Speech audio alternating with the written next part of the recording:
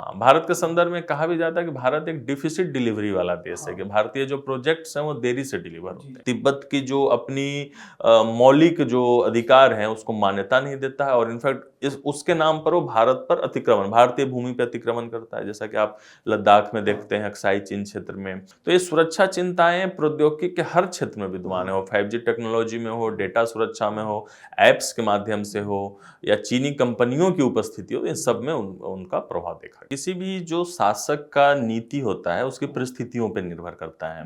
तो जब माओ सत्ता में आए थे तो उन्होंने एक तरीके से जो चीनी राष्ट्रवादी पार्टी थी KMT, उसको चीनी मेनलैंड से धकेलते हुए वो सत्ता में आए थे।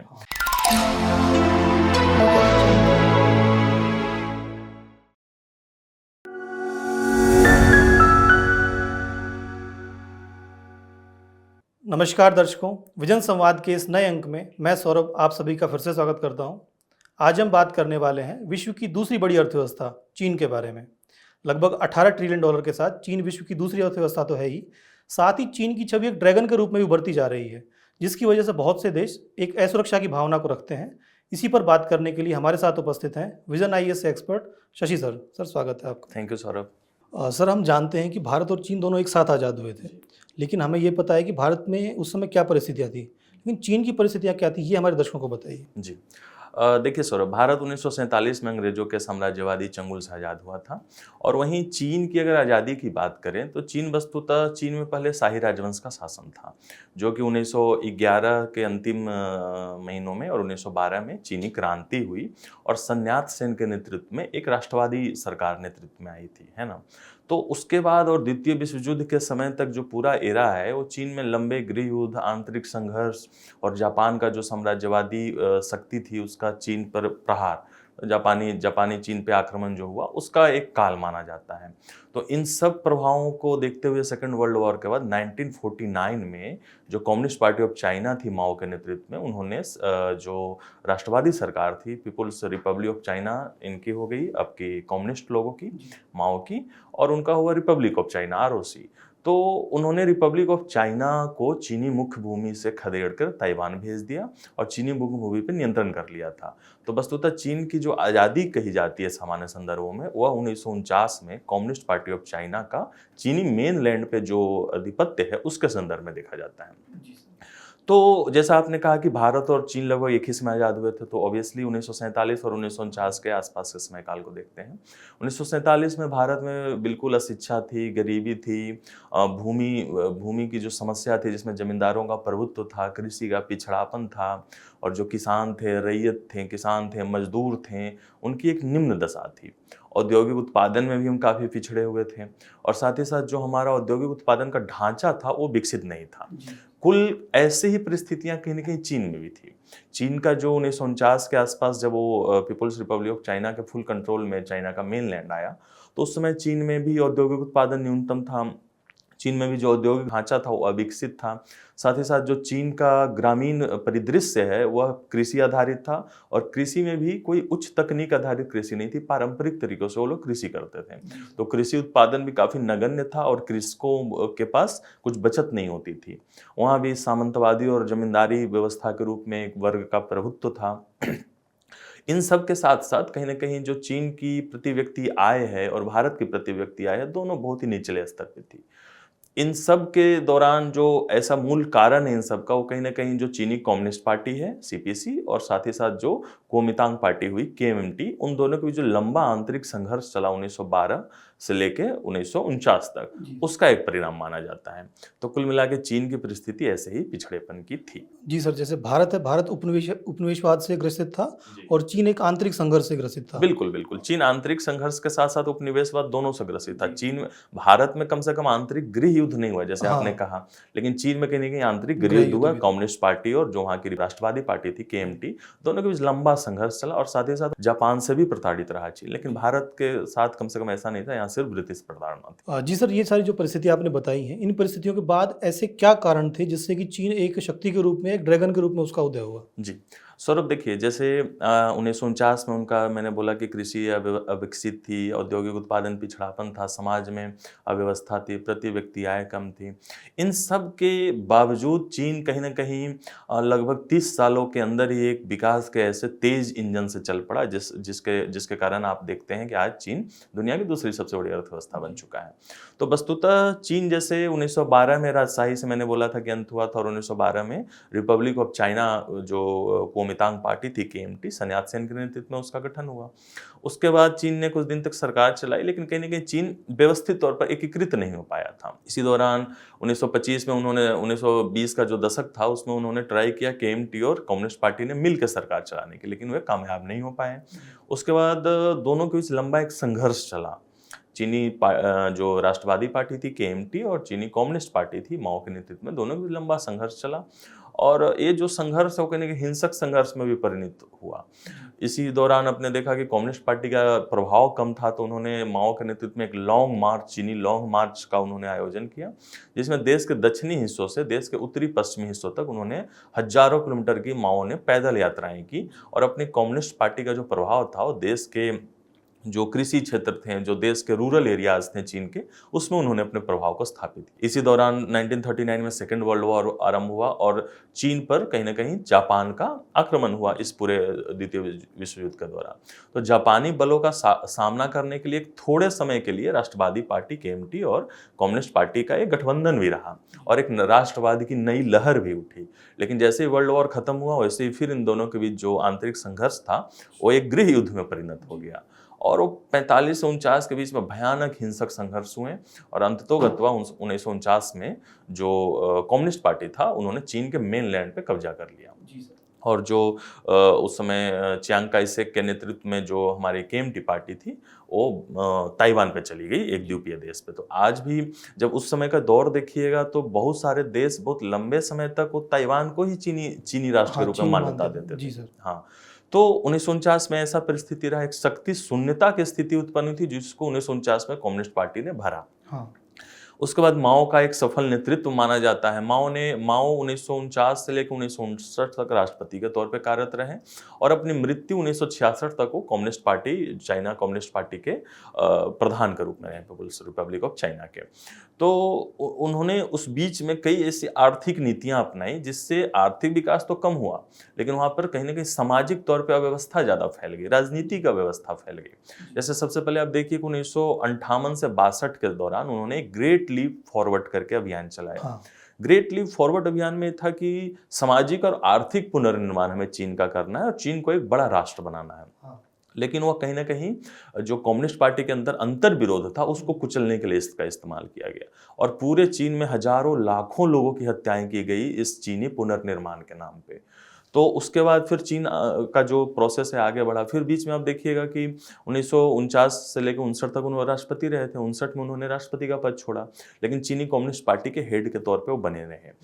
वो कम्युनिस्ट पार्टी में जब उनका प्रभाव कम होने लगा तो उन्होंने 1966 में फिर एक चीनी सांस्कृतिक रिवॉल्यूशन, कल्चरल रिवॉल्यूशन का नारा दिया, और वो 10 सालों तक 1966 से 76 तक हर क्षेत्रों में कल्चरल रिवॉल्यूशन के नाम पे आंतरिक संघर्ष चला पार्टी के अंदर। तो कुल मिला के चीनी जो कम्युनिस्ट पार्टी है 1949 में सत्ता में आने से लेके 1976 माओ की मृत्यु तक माओ के प्रभाव में रही, माओ जेडांग के प्रभाव में रही।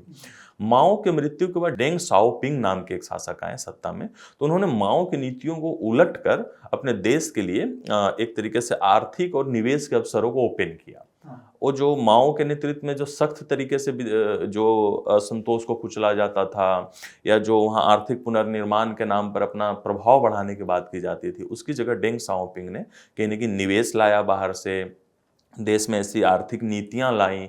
तो इन नीतियों का प्रभाव ये हुआ कि अर्थव्यवस्था का आकार ऑलवेज मतलब बढ़ते गया। लगभग 8-9 सालों में चीनी अर्थव्यवस्था लगभग दोगुनी होती चली गई, और आज के डेट में हम लोग देखते हैं कि कहीं ना कहीं वो अमेरिका के बाद दुनिया की दूसरी सबसे बड़ी अर्थव्यवस्था आ गई है। जी सर, जो माओ थे, माओ के समय में लगभग 30 साल तक जो चीन है वो एक तरीके से दोबारा से आंतरिक संघर्ष में जूझता रहा। बिल्कुल। उसके बाद में जब शाओ डेपिंग आए हैं तो उन्होंने फिर चीन की जो अर्थव्यवस्था है उसको एक नई दिशा दी। बिल्कुल।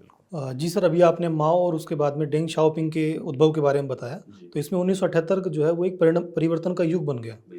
तो उसके बाद क्या घटनाक्रम हुआ उसको विस्तार से में बताइए। जी देखिए 1978 के बाद अगर मोटे तौर पे देखें तो 1978 के बाद जो आर्थिक सुधार की नीतियां डेंग शाओपिंग के नेतृत्व में आरंभ हुई थी, वो उसका प्रभाव ये रहा कि मोटा मोटी मान के चलिए आपकी 2018-19 तक चीन की जो औसत वार्षिक वृद्धि दर थी वो लगभग 9.5% के आसपास थी। तो चीनी जो अर्थव्यवस्था है इस वृद्धि दर के कारण, ये जो इम्प्रेसिव 9.5% के आसपास की वृद्धि दर थी, इसके कारण हर 8 साल 9 साल में अपना आकार दोगुना करते गई। इसके कई सारे प्रेरक कारण हैं। डेंग शाओपिंग ने जो आर्थिक सुधारों की श्रृंखला आरंभ की, वह वस्तुतः एकमात्र एक क्रांतिकारी आरंभ नहीं था, वो क्रमिक वाइज आरंभ हुआ। उन्होंने अर्थव्यवस्था के हर सेक्टर के लिए कुछ नई नीतियों का आरंभ किया और साथ ही साथ हर नीति आरंभ करने से पहले वो देश के किसी एक हिस्से में या किसी एक क्षेत्र में उस नीति को लागू करते थे, उसका प्रभाव देखा जाता था और अगर वह प्रभाव सकारात्मक रहा तो उसकी कमियों को दूर करके उसको बेहतर तरीके से पूरे देश में लागू करने का प्रयास किया जाता था। पायलट प्रोजेक्ट की तरह। हाँ बिल्कुल बिल्कुल सौरभ, पायलट प्रोजेक्ट की तरीके से। इसको चीनी भाषा में कहा जाता है crossing the river via touching the stone, मतलब एक एक स्टोन को छूते हुए नदी को पार करना। तो उस सुधारों की श्रृंखला में जैसे मैंने बोला था कृषि अविकसित थी, है ना, तो कृषि को विकसित करने के लिए और कृषि उत्पादों का मूल्य बढ़ाने के लिए किसानों को एक तरीके से मूल्य प्रोत्साहन योजना आरंभ की गई। किसानों को प्रोत्साहित किया गया कि वो नकदी फसलें लगाएं और साथ ही साथ उच्च मूल्य की फसलें लगाएं ताकि उनका निर्यात हो सके या उनका प्रसंस्करण किया जा सके। औद्योगिक उत्पादन बढ़ाने के लिए उन्होंने क्या किया कि जो सबसे पहले किसी भी उद्योग को विकसित करने के लिए, औद्योगिक उत्पादन बढ़ाने के लिए निवेश चाहिए। तो पूंजी निवेश चीन में कम था, तो निवेश को बढ़ावा देने के लिए, विदेशी निवेश को आकर्षित करने के लिए उन्होंने कई सारी अपनी नीतियों को बदला, निवेशकों को प्रोत्साहन देने वाली नीतियों का आरंभ किया, कर में छूट जैसी योजनाएं लागू की और साथ ही साथ लाइसेंस राज का वहां भी कहने की समाप्ति की गई। जैसा हम भारत में sir ease of doing business देखते हैं। बिल्कुल 1991 में जिस तरीके के सुधार भारत में हुए उसके पहले चीन ने उन्होंने 1978 में उस चीज को आरंभ कर दिया था। और उसके साथ साथ उन्होंने औद्योगिक उत्पादन बढ़ाने के लिए क्या किया कि उत्पादन से जो वस्तु बन रही है, उत्पाद बन रही है, वो देश में भी खपत को प्रोत्साहन मिले और साथ ही साथ उसको विदेशों में निर्यात को बढ़ावा मिले। तो निर्यात को बढ़ावा देने के लिए उन्होंने अपने जो समुद्री तट हैं, समुद्री तट से लगे हुए स्पेशल इकोनॉमिक जोन्स की स्थापना की। साथ ही साथ सोवियत मॉडल पर आधारित उन्होंने कुछ कृषि सुधार किए। आर्थिक सुधार जो था उसमें छोटे छोटे क्लस्टर्स बनाए गए और एक क्लस्टर को एक खास क्षेत्र के उत्पादन के लिए बढ़ावा दिया गया। सामाजिक व्यवस्था में उन्होंने सुधार लाने का प्रयास किया ताकि देश का जो आंतरिक उपभोग है, जो उत्पादन हो रहा है, वो उपभोग के रूप में भी परिणत हो। क्योंकि जब उत्पादन होगा तो एक तो विदेशी निर्यात को हम लोग बढ़ावा दे रहे हैं, दूसरा हमारा आंतरिक उपभोग भी अगर बढ़ेगा तो कहीं ना कहीं ये अर्थव्यवस्था के लिए लाभकर रहेगा। तो आर्थिक तौर पे उन्होंने ऐसा किया।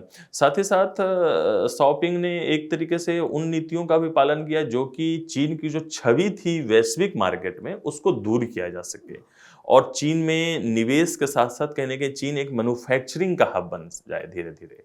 तो चीन में वस्तुओं के उत्पादन को भी उन्होंने बढ़ावा देने का प्रयास किया था। इसके साथ साथ जो नागरिकों को अपना व्यवसाय आरंभ करने और साथ ही साथ समूह को या फिर जो औद्योगिक घराने थे उनको नए नए उद्यमों में आगे बढ़ने को आकर्षित किया गया।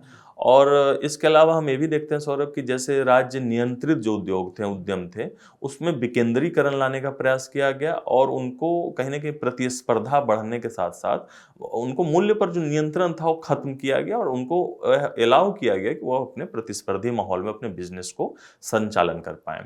तो इन सारे कृषि सुधार, आर्थिक सुधार, सामाजिक सुधारों का एक परिणाम ये रहा कि चीन का आकार, जो चीनी अर्थव्यवस्था का आकार है, लगभग 8-9 सालों में दोगुना होते होते आज के डेट में वह अमेरिका के बाद दुनिया की सबसे बड़ी अर्थव्यवस्था के रूप में परिणत हो गया है। जी सर, ऐसा लगता है कि जैसे चीन में जो बात करते हैं कम्युनिस्ट, जहाँ मजदूरों की बात की जाती है, तो इन सारे आर्थिक सुधारों में कहीं मजदूरों की ज़्यादा बात नहीं हुई। नहीं, वो सिर्फ दिखावा एक है। हाँ बिल्कुल। चीन ने इनफैक्ट 1978 के बाद समाजवादी की जगह कहीं ना कहीं पूंजीवादी तरीके से अपने आप को आगे बढ़ाने का प्रयास किया है। जिस तरह अभी तक हमने चीन की आर्थिक नीतियों और उनकी सामाजिक नीतियों की बात कर ली है, अब हम बात करते हैं चीन की कूटनीति क्या रही इस दौर में। जैसे माओ ने कहा था कि जो शक्ति है वो बंदूक की नली से बहती है।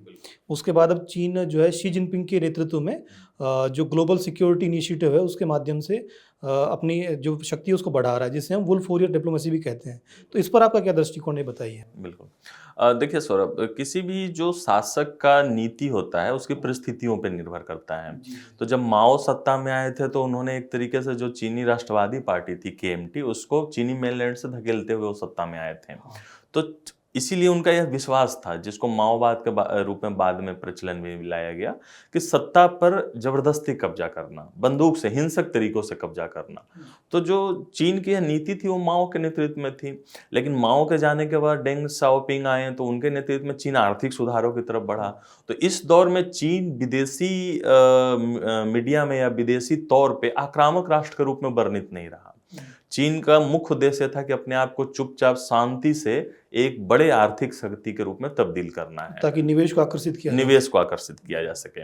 और साथ ही साथ चीनी जो डिप्लोमेट्स होते थे किसी भी अंतर्राष्ट्रीय मंच पर बहुत ही आक्रामक तरीके से बोलते नहीं थे, अपनी बस आर्थिक नीतियों की अपनी वकालत करते थे और निवेश लाने का प्रयास करते थे।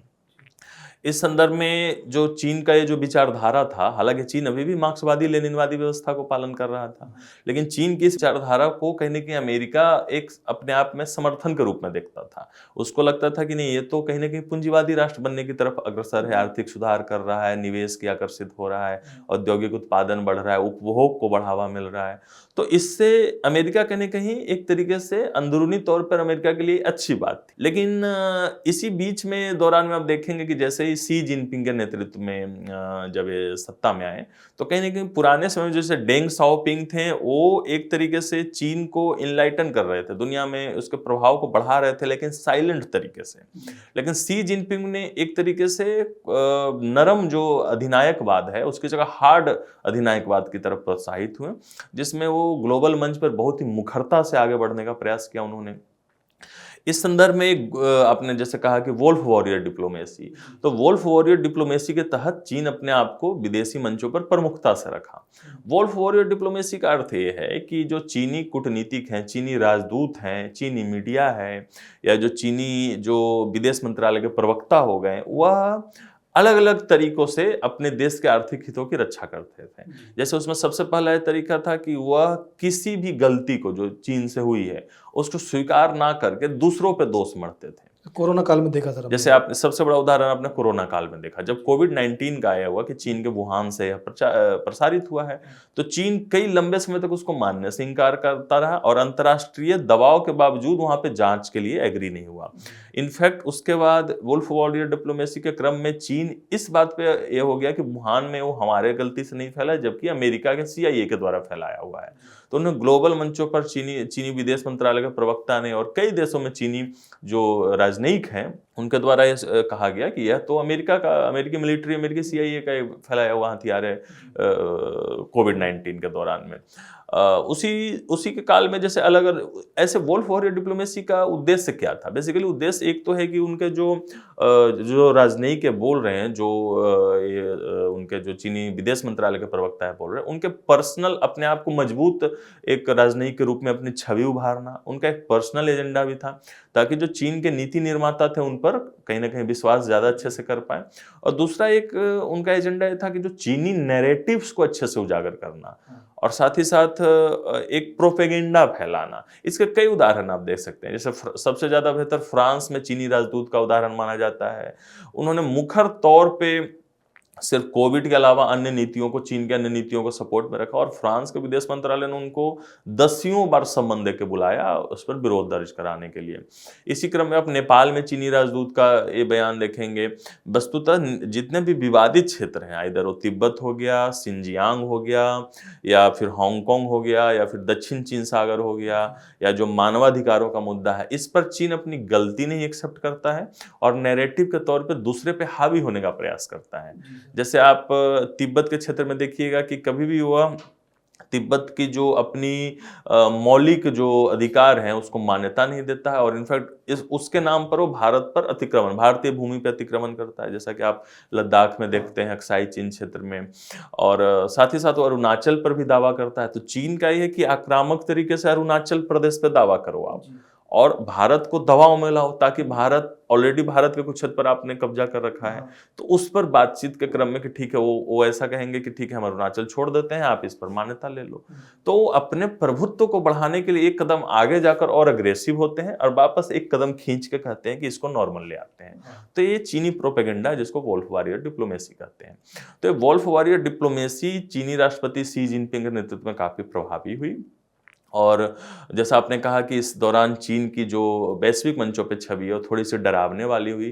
जैसे आपने बेल्ट एंड रोड इनिशिएटिव में देखा, ये सारा वोल्फ वॉरियर डिप्लोमेसी का उदाहरण है। ग्लोबल सिक्योरिटी इनिशिएटिव की जो आपने बात की, इसमें वस्तुतः चीन जो अमेरिका का जो इंडो पैसिफिक क्षेत्र में जो एक नीति है, या जो क्वाड गठबंधन जो 4 देशों का है, तो क्वाड देशों की जो नीति है इंडो पैसिफिक रीजन में, उसको काउंटर करने के लिए उन्होंने ग्लोबल सिक्योरिटी इनिशिएटिव के रूप में एक नीति लाया था। उसमें वो सारी बातें कही गई जो कहीं ना कहीं एक लोकतांत्रिक देश कहते हैं, जैसे एक दूसरे की संप्रभुता और अखंडता का सम्मान करना, एक दूसरे की सुरक्षा चिंताओं को समझना और क्षेत्रीय विवादों को शांतिपूर्ण तरीके से हल करने पर जोर। लेकिन ये सारे जो जीएसआई के उद्देश्य हैं वो हास्यास्पद प्रतीत होते हैं, क्योंकि चीन कहीं भी एक दूसरे की चिंताओं को नहीं समझता है। चीन कभी भी आप देखिएगा कि आक्रामक तरीके से व्यवहार करता है, एक दूसरे के विवादों को हल करने को इच्छुक भारत के साथ आप देखते ही हैं कि इच्छुक नहीं है। दक्षिणी चीन सागर में आपने देखा कि 9 डैश लाइन के माध्यम से स्पार्टली और जो पार्सल आइलैंड्स है उस पर आधिपत्य का कब्जा करता है। तो ये जो चीन का ग्लोबल सिक्योरिटी इनिशिएटिव वस्तुतः एक मुखौटा है, और यह मुखौटा इंडो पैसिफिक क्षेत्र में लोकतांत्रिक देशों का जो उद्देश्य है उसको काउंटर करने के लिए लाया गया है। जी सर, जो आपने जो बातें बताई हैं ये तो कहीं ना कहीं विश्व को अस्थिर करने वाली हैं। बिल्कुल। तो इसमें पूरे में वैश्विक स्थिरता को लेकर के इसके पीछे क्या निहितार्थ है? सौरभ देखिए, वैश्विक स्थिरता पर इस पर बिल्कुल प्रभाव पड़ेगा। जैसे जैसे अमेरिका का कद कम हुआ है, कद कम होने से ज्यादा बेहतर कहेंगे उसका प्रभाव कम हुआ है, तो उस प्रभाव के कम होने के कारण जो एक सिक्योरिटी गैप हुआ, सिक्योरिटी डेफिसिट जो हुआ, उसको चीन भरने का प्रयास कर रहा है। खास करके जब अमेरिका और रूस के बीच कोल्ड वॉर का एरा हुआ था, कोल्ड वॉर और सोवियत संघ के विघटन के बाद रूस कहीं ना कहीं अमेरिका से आर्थिक और सैनिक मामलों में काफी पीछे रह गया। तो चीन कहीं ना कहीं उस गैप को भरना चाहता और अपने आप को एक बड़ी महाशक्ति के रूप में उदित करना चाहता है। और वह इस क्रम में अमेरिका के साथ सैन्य और आर्थिक दोनों मोर्चों पर एक लंबी प्रतिस्पर्धा का एक कर रहा है, जिसे ही कहीं ना कहीं न्यू कोल्ड वॉर का भी बात इसके संदर्भ में की जाती है। इस आर्थिक और सैन्य प्रतिस्पर्धा में चीन बहुत सारे उपायों का सहारा लेता है, जैसे चेक बुक डिप्लोमेसी हो गया, जिसमें वह जो छोटे देश हैं, अविकसित देश हैं, या जो अपने देश को आर्थिक तौर पे पुनर्निर्माण करना चाहते हैं, उन देशों को यह कर्ज देता है और वहाँ पर बुनियादी ढांचों में निर्माण को प्रोत्साहन देता है। लेकिन वो कर्ज की शर्तें और इस तरीके से कर्ज दिया जाता है कि वो देश कर्ज के जाल में फंस जाते हैं और वो कर्ज को इनके चुका नहीं पाते हैं, तो बदले में फिर चीन उससे अपने राष्ट्रीय हितों के नाम पे उनकी संप्रभुता के साथ खिलवाड़ करता है। तो चेकबुक डिप्लोमेसी हो गया। साथ ही साथ जो विवादित क्षेत्र हैं, तो उस पर चीन अपना आधिपत्य जमाने के लिए एक बहुत ही एग्रेसिव नीति का पालन करता है। इधर वो दक्षिण चीन सागर में का विवाद हो, या फिर तिब्बत के संदर्भ में नीति हो उसकी, या भारत के साथ लद्दाख में सैन्य संघर्ष हो, या फिर भारत भूटान और चीन के ट्रांजैक्शन पर डोकलाम का क्षेत्र हो। तो चीन हर सेक्टर में एक कहीं ना कहीं बहुत ही आक्रामक नीति का पालन करता है, जिससे बाकी देश कहीं ना कहीं इसके, खास करके पड़ोसी देश, इसके प्रभाव में आते हैं और इनसे डरकर उनके साथ नीतियों का एक कहीं ना कहीं गठजोड़ करते हैं। सिर्फ भारत ही एक ऐसा देश है जो चीनी प्रभाव में ना आते हुए चीन की जो आक्रामकता है उसको काफी गंभीरता और काफी मुखरता से उसको रोकता है, जवाब देता है, जिसे आप गलवान संघर्ष में भी देख सकते हैं कि उसमें कहीं ना कहीं भारत की एक मजबूत छवि गलवान के रूप में दिखी कि हम किसी भी आक्रामकता को बहुत ही मुखरता से जवाब देंगे।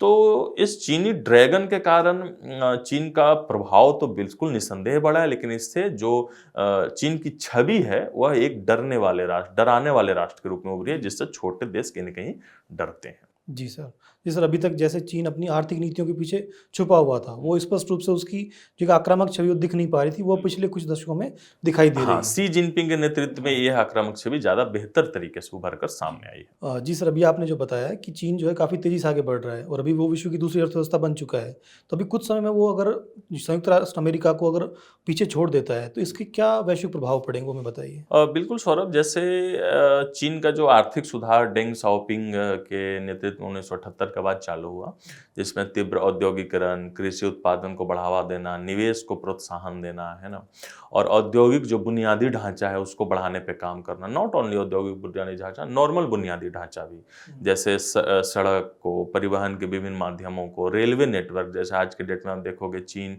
हाई स्पीड रेलवे के क्षेत्र में दुनिया का सबसे बड़ा रेलवे नेटवर्क में से एक है। और उसके अलावा ऊर्जा के क्षेत्र में, बंदरगाहों के क्षेत्र में, तो चीन ने डिफरेंट सेक्टर में उत्पादन को बढ़ावा दिया, निवेश को बढ़ावा दिया। और आज के डेट में जैसा आपने कहा कि वह कहीं ना कहीं अमेरिका को भी आगे पीछे छोड़ने की ओर कुछ दशकों में ये है। हालांकि ग्लोबल स्लो डाउन से इसके पर प्रश्न चिन्ह लगा है, जो 2008 के बाद खास करके वैश्विक अर्थव्यवस्था में एक संकट का दौर उत्पन्न हुआ, तो चीनी जो विकास दर है उसमें काफ़ी कमी आई और इस पर एक संकट हुआ है। लेकिन इसका कहीं ना कहीं अगर चीन एक बड़ी आर्थिक शक्ति के तौर पे या दुनिया की सबसे बड़ी आर्थिक शक्ति के तौर पे उभर जाए तो उसके कई सारे बड़े निहितार्थ हो सकते हैं। जैसे सबसे बड़ा निहितार्थ तो आप एक दे सकते हो कि जो अमेरिका कहीं ना कहीं दुनिया में एक बड़ी सैन्य आर्थिक शक्ति का नेतृत्व नहीं करता है। अमेरिका दुनिया में एक लोकतांत्रिक मूल्यों का प्रतिनिधित्व करता है। अमेरिका दुनिया में एक लोकतांत्रिक सिद्धांतों और मानवाधिकारों, नागरिक अधिकारों का प्रतिबिंब करता है। उसके उलट चीन क्या है? चीन एक तरीके से तानाशाही का प्रतिबिंब है, अधिनायकवाद का प्रतिबिंब करता है। साथ ही साथ चीन में लोकतांत्रिक अधिकार, लोकतांत्रिक मूल्य बिल्कुल भी नहीं है। तो दुनिया के देशों को यह भी डर है कि अगर चीनी अर्थव्यवस्था दुनिया की सबसे बड़ी अर्थव्यवस्था बन रही है, चीनी प्रभुत्व दुनिया पे बढ़ रहा है, तो कहीं ना कहीं लोकतांत्रिक मूल्यों का क्षरण होगा, लोकतांत्रिक सिद्धांतों का क्षरण होगा, नागरिकों की जो मौलिक अधिकार हैं, जो स्वतंत्रता है, वाक एवं अभिव्यक्ति की स्वतंत्रता है, उसका क्षरण होगा।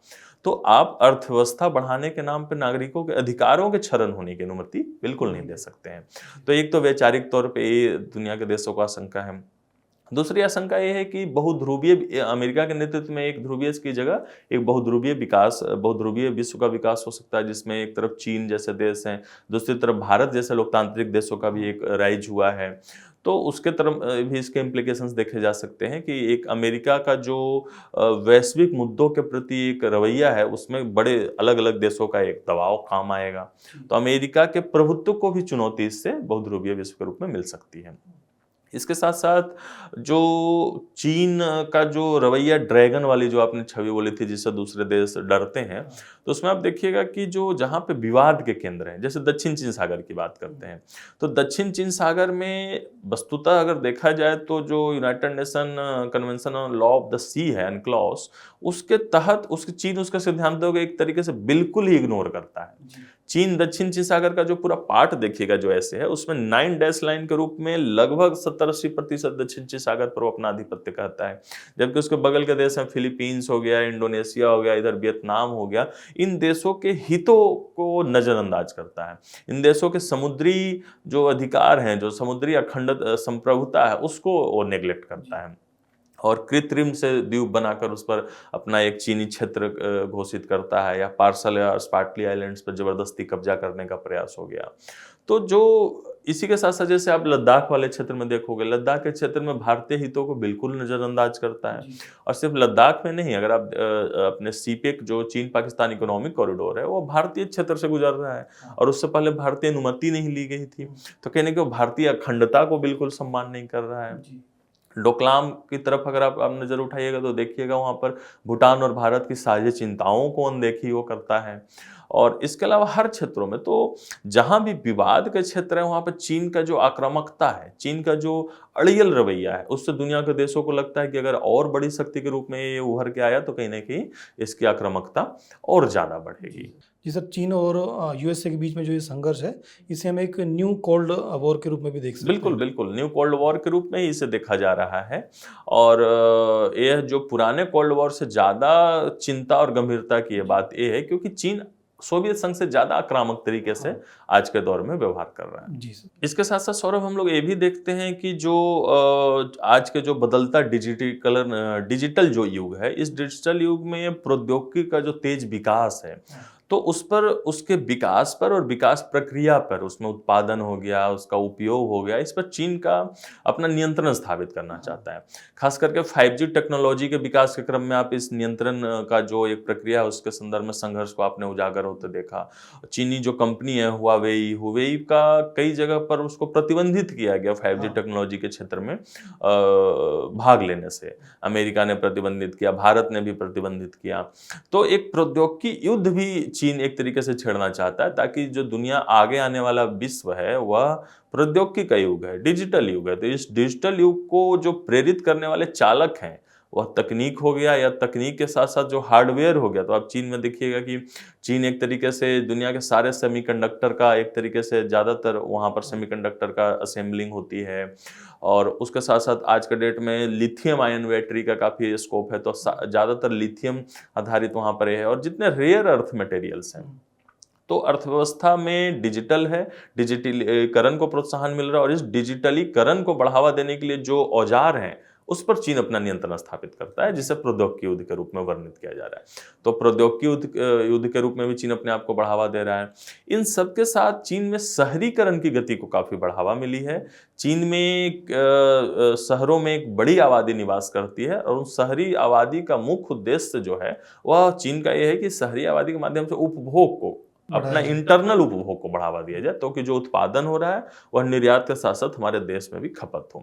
तो इन सब तरीके से चीन वैश्विक तौर पे एक बड़े खिलाड़ी के रूप में उभरने का प्रयास कर रहा है। जी जी सर, जैसे चीन की जो कुछ ऐप्स हैं या कंपनियां हैं उनको भारत में प्रतिबंधित भी किया गया है बिल्कुल डेटा सुरक्षा को लेकर। डेटा सुरक्षा को लेकर, तो ये सुरक्षा चिंताएं प्रौद्योगिकी के हर क्षेत्र में विद्यमान है, हो 5G टेक्नोलॉजी में हो, डेटा सुरक्षा में हो, ऐप्स के माध्यम से हो, या चीनी कंपनियों की उपस्थिति हो, इन सब में उनका प्रभाव देखा गया है। जी सर, अभी आपने जैसे दक्षिण चीन सागर की बात की या तिब्बत क्षेत्र की बात की, तो अब चीन कहीं ना कहीं अपनी जो डिप्लोमेसी है वो अपनी पेरीफेरी की तरफ, अपने प्रभाव को बढ़ाने की तरफ काम कर रहा है। तो अब भारत भी उसका एक पड़ोसी देश है, तो भारत पर इसके क्या प्रभाव पड़ सकते हैं? बिल्कुल सौरभ, जो चीन का जो एक तो वैश्विक मंचों पर अपने प्रभाव को बढ़ा रहा है, लेकिन अभी भी उसका जो केंद्र बिंदु है वो अपने पड़ोसी देशों पर बहुत ही फोकस रहता है। चीन के जितने पड़ोसी देश है उसमें ज़्यादातर के साथ उसके कुछ ना कुछ सीमा विवाद है। हाँ, सीमा विवाद हैं, और हालांकि कई देशों के साथ वो सीमा विवाद सुलझा चुका है भारत को छोड़ के। तो उसके जो कूटनीति का केंद्र है, उसका जो वैश्विक तौर पर अपने आप को उभरने का केंद्र है, उसमें कहीं ना कहीं अभी भी वह अपने जटिल पड़ोस को एक केंद्र बिंदु के रूप में रखता है। भारत के संदर्भ में देखने से पहले अगर हम अन्य देशों की बात करें, तो चीन ने बेल्ट एंड रोड इनिशिएटिव जो आरंभ किया था, उसके भारत छोड़कर सारे पड़ोसी देश उसके भागीदार हैं। आप उसमें नेपाल में भी वह उसका भागीदार है, भूटान भी इनफैक्ट उसमें शामिल होने की आकांक्षा व्यक्त कर चुका है, बांग्लादेश में उसका प्रभाव देखा गया था, म्यांमार में उसका काफी बड़ा प्रभाव है। इसके साथ साथ पाकिस्तान क्षेत्र में देखते हैं, सीपेक के माध्यम से वो भारतीय अखंडता को सम्मान न देते हुए पाकिस्तान ग्वादर से लेकर सिंजियान तक और नेटवर्क का विकास किया है।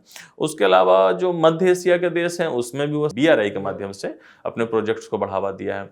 तो अपने परिधि पेरीफेरी के देशों में वह बुनियादी इंफ्रास्ट्रक्चर के निर्माण के तहत ऋण जाल कूटनीति का उपयोग करता है, और उसके साथ साथ वैसे देश जो चीन के साथ जिनके अच्छे संबंध नहीं है, उसके पड़ोसी देशों के साथ वह बेहतर संबंध बनाने का प्रयास करता है। खास करके आप हिंद महासागर क्षेत्र में देखिएगा तो श्रीलंका के साथ उसके अच्छे काफी संबंध हैं। श्रीलंका के साथ साथ वह मालदीव को भी लेटेस्ट में आपने देखा कि वो अपने प्रभाव क्षेत्र में भारतीय टूरिस्ट वहाँ कम हुए हैं, तो चीनी टूरिस्ट सबसे ज्यादा वहाँ पे बढ़ गए हैं। इसके अलावा उधर आप देखिएगा जिबूती में उन्होंने अपना नया सैन्य अड्डा खोला है, ताकि जो अदन की खाड़ी है और हमारा लाल सागर से होने वाला व्यापार है उस पर नियंत्रण स्थापित किया जाए। श्रीलंका में आप देखेंगे तो हम्बनटोटा बंदरगाह, पहले वह ऋण जाल कूटनीति के तहत हम्बनटोटा का विकास किया, फिर जब श्रीलंका उसको ऋण को चुका नहीं पाया तो हम्बनटोटा पर एक तरीके से चीनी प्रभुत्व हो गया। तो एक परिधि के देशों पर वह अपना इंफ्रास्ट्रक्चर में निवेश करके, ऊर्जा क्षेत्र में निवेश करके, परिवहन क्षेत्र में निवेश करके अपना प्रभाव जमाने का प्रयास करता है। भारत के संदर्भ में अगर इसके प्रभाव देखें तो इससे कहीं ना कहीं अगर पूरे एशिया में चीन को कोई काउंटर करने वाली शक्ति है तो भारत है, ना सिर्फ विचारधारा के स्तर पर बल्कि कहीं ना कहीं शक्ति के स्तर पर भी। तो आप देखिएगा कि भारत के साथ हुआ एक तो डायरेक्ट संघर्षों में उलझा हुआ है, लद्दाख में वह डायरेक्ट वहाँ सैन्य संघर्ष भी जैसे गलवान के रूप में हम लोग देखते हैं। साथ ही साथ लद्दाख के एक बड़े हिस्से पर चीन ने अवैध कब्जा कर रखा है एक्साइज चीन के रूप में। उसके अलावा हम लोग देखते हैं कि कहीं ना कहीं जो अरुणाचल प्रदेश है, अरुणाचल प्रदेश को भारतीय क्षेत्र मानने से इनकार करता है और हमारे किसी बड़े नेता, राष्ट्रपति या प्रधानमंत्री का वहाँ दौरा होता है तो चीन उस पर आपत्ति व्यक्त करता है। अरुणाचल के लोगों को वीजा देते समय आपने स्टेपल वीजा का मुद्दा देखा था। तो भारत के साथ वो डायरेक्ट सैन्य संघर्ष में भी और एक तरीके से विचारधारात्मक संघर्ष में उलझा हुआ है। उसके साथ साथ भारत के पड़ोसी देश है उसमें वो अपना प्रभाव जमाता है, जैसे हमने हम्मन टोटा में देखा। नॉट ओनली प्रभाव जमाता बल्कि कहीं ना कहीं भारतीय हितों को नुकसान पहुंचाने के लिए उस देश को झुकाने का प्रयास करता है। हाँ सर, स्ट्रिंग ऑफ पर्ल्स कूटनीति का स्टिंग ऑफ पर्ल्स जो कूटनीति है उसके तहत, उसके जैसे आपने श्रीलंका की बात करें तो श्रीलंका के पोर्ट पे चीनी नौसैनिक, चीनी जो जासूसी जहाज है उसको लेकर विवाद काफी गहराया था। भारत ने श्रीलंका से गहरी आपत्ति जताई थी। श्रीलंका ने पहले तो उसको रोका था लेकिन बाद में कहीं ना कहीं वह चीनी पोत आया भी हमारे श्रीलंका के तट पे। तो श्रीलंका पर अपना ये करता है, मालदीव पर अपना स्थापित करने का प्रयास करता है। तो भारतीय हितों को चीन अपने जो पेरिफेरी में बढ़ा रहा है उसमें कहीं ना कहीं भारतीय हितों को नुकसान गहरे तौर पे पहुंचने का प्रयास इंक्लूड है। जी सर, जो आपने परिस्थितियां बताई हैं तो काफ़ी मतलब भयावह डराने वाली हैं। तो भी जो चाइनीज़ ड्रैगन है इसको रोकने के लिए वैश्विक स्तर पर या भारतीय स्तर पर क्या प्रयास किए जा रहे हैं? बिल्कुल सौरभ, वैश्विक स्तर पर चीन का जो ये आक्रामक उभार है उसको रोकने के लिए कई प्रयास किए जा रहे हैं। जैसे कई सारे गठबंधनों का निर्माण है जिसमें आप क्वाड के रूप में देखिएगा, है ना, क्वाड, और साथ ही साथ ऑकस के रूप में आप देख सकते हैं इसमें कि यूके, यूएस और ऑस्ट्रेलिया का जो है गठबंधन है। तो इन सारे गठबंधनों के तहत जो चीनी विचारधारा है उसको रूप में बनाया गया, उसको काउंटर करने के लिए बनाया गया है।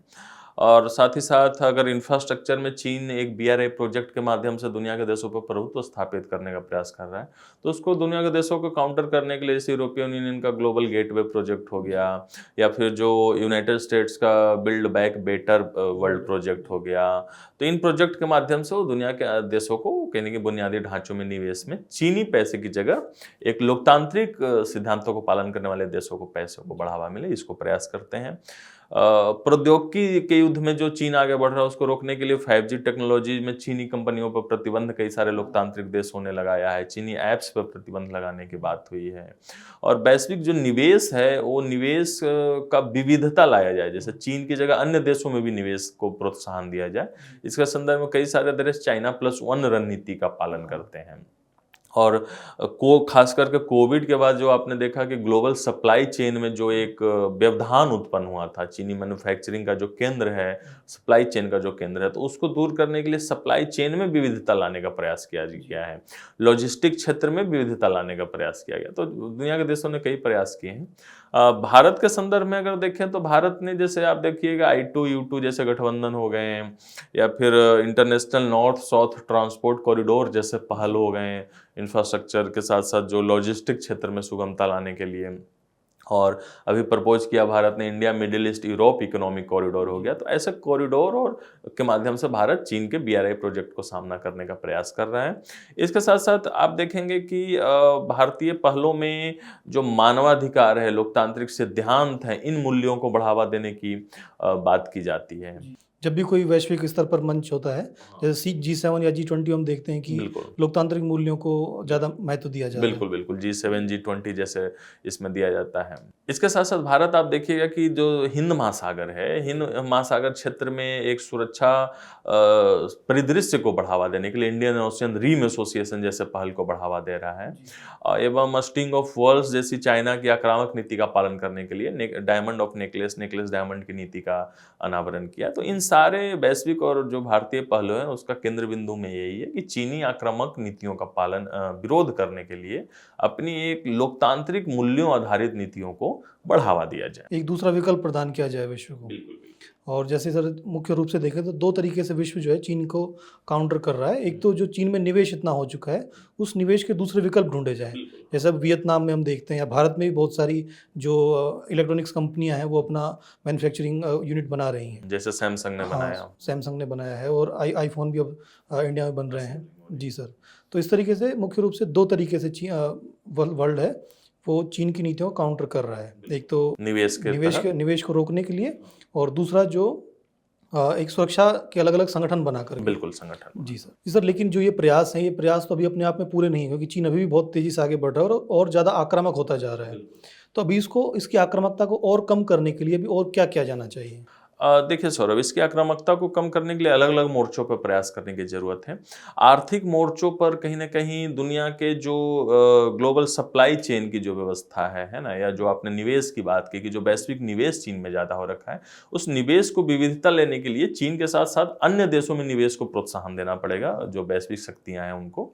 और उसके साथ साथ जो आर्थिक उत्पादन का केंद्र है उसको शिफ्ट करना पड़ेगा लोकतांत्रिक देशों में। जैसे आपने भारत में आईफोन असेंबलिंग की बात की या सैमसंग के मैन्युफैक्चरिंग की बात की, तो चीनी जो मैन्युफैक्चरिंग क्षमता है उसको भारत जैसे देशों में, वियतनाम जैसे देशों में, ताइवान में उसको एक शिफ्ट करने की ज़रूरत है। इसके साथ साथ वैश्विक मंचों पर, द्विपक्षीय और बहुपक्षीय मंचों पर हमें लोकतांत्रिक सिद्धांतों, लोकतांत्रिक मूल्यों, मानवाधिकारों इत्यादि की बात करनी पड़ेगी, ताकि चाइना पर एक विचारधारात्मक स्तर पर दबाव बने। क्योंकि चाइना की जो पूरी सिस्टम है उसमें वहाँ के अंदरूनी लोगों के अधिकारों और स्वतंत्रताओं की बात नहीं की जाती है। इसके साथ साथ हमें सैन्य और जो बहुपक्षीय गठबंधन है उसको ज़्यादा खास करके इंडो पैसिफिक क्षेत्र में बढ़ाने की ज़रूरत है। क्वाड और ऑकस जैसे जो गठबंधन है उसके साथ और अन्य प्रभावी समूहों को जोड़ने की इस संदर्भ में आवश्यकता है। जो बुनियादी ढांचा में निवेश है, उस बुनियादी ढांचा में निवेश को दुनिया के अन्य जो तेजी से विकसित हो रहे हैं देश हैं, जैसे भारत हो गया, ब्राजील हो गया, इन सारे देशों में बढ़ावा देने की जरूरत है। तो इन सारे उपायों के द्वारा कहीं ना कहीं चीन पर कंट्रोल किया जा सकता है। जी सर, निश्चित ही, क्योंकि भारत द्वारा जो निवेश किया जाता है उसमें कहीं न कहीं एक देरी होती है, जो परियोजनाएँ बनाई जाती है, जबकि चीन तेज़ी से काम करता है। हाँ, भारत के संदर्भ में कहा भी जाता है कि भारत एक डिफिसिट डिलीवरी वाला देश है, कि भारतीय जो प्रोजेक्ट्स हैं वो देरी से डिलीवर होते हैं। तो भारत को अब अपनी तेज़ी बढ़ानी होगी इन सब बिल्कुल में। बिल्कुल। जी सर, चीन की इस पूरी सिनेरियो को हमें समझाने के लिए आपका बहुत-बहुत धन्यवाद। Thank you Saurabh. तो दर्शकों, आशा है आपको पूरा जो चीन की आक्रामकता है, चीन की जो अर्थव्यवस्था है, उसका पूरा सिनेरियो आपको समझ में आया होगा। हम इसी तरीके से संवाद के नए-नए और अंक आपके सामने लाते रहेंगे। हमारे साथ जुड़ने के लिए आपको बहुत-बहुत धन्यवाद।